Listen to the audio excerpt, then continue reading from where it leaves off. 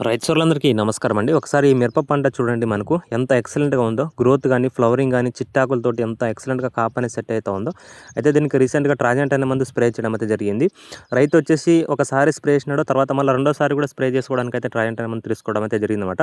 ఒకసారి స్ప్రే చేసినందుకు రిజల్ట్ అనేది ఎంత ఎక్సలెంట్‌గా వచ్చిందో చూడండి ఒకసారి. మనకు ఎంత నీట్‌గా ఆకు చిట్టాకులతోటి దగ్గర దగ్గర గనుపులు, అదేవిధంగా మనకు పూత, కాపు వచ్చిన కాపు కూడా వెంటనే సెట్ అవ్వడము.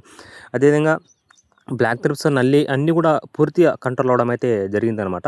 ఎంత ఎక్సలెంట్‌గా వచ్చిందో తోట ఒకసారి చూడండి మనకి. మనకి ఇది వచ్చేసి మనకు సత్తెనపల్లి దగ్గరలో బొల్లారం గ్రామం అనమాట.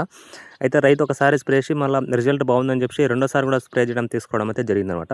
కాబట్టి ప్రతి ఒక్క రైతులు చాలామంది రైతులు ఇప్పుడు మనకు కొన్ని వేల మంది రైతులు 3 సార్లు, 4 సార్లు ట్రయంటా మందు స్ప్రే చేసిన రైతులు కూడా చాలామంది అయితే ఉన్నారనమాట. ఎందుకోసమంటే రిజల్ట్ అనేది అంత ఎక్సలెంట్‌గా ఉంది. మిగతా మందులతో పోల్చుకుంటే అంత బెటర్ రిజల్ట్స్ వస్తున్నాయని చెప్పేసి రైతులు ఈ విధంగా స్ప్రే చేయడం అయితే జరుగుతుందన్నమాట. ఆ స్ప్రే చేసిన దానికి గాను రిజల్ట్స్ అనేవి ఎలా ఉన్నాయో ఒక్కసారి చూడండి. మనకు తేజ వెరైటీ వచ్చేసి చూసుకుంటే కనుక ఎంత చిట్టాకులతోటి ఎంత ఎక్సలెంట్‌గా న్యాచురల్‌గా ఎట్లా వచ్చిందో ఒక్కసారి మీరు కూడా అబ్జర్వ్ అయితే చేయండి. ఇది ట్రాజెంటా మందు స్ప్రే చేసిన దాని రిజల్ట్ అయితే కనుక ఇంత అద్భుతంగా అయితే ఉంది.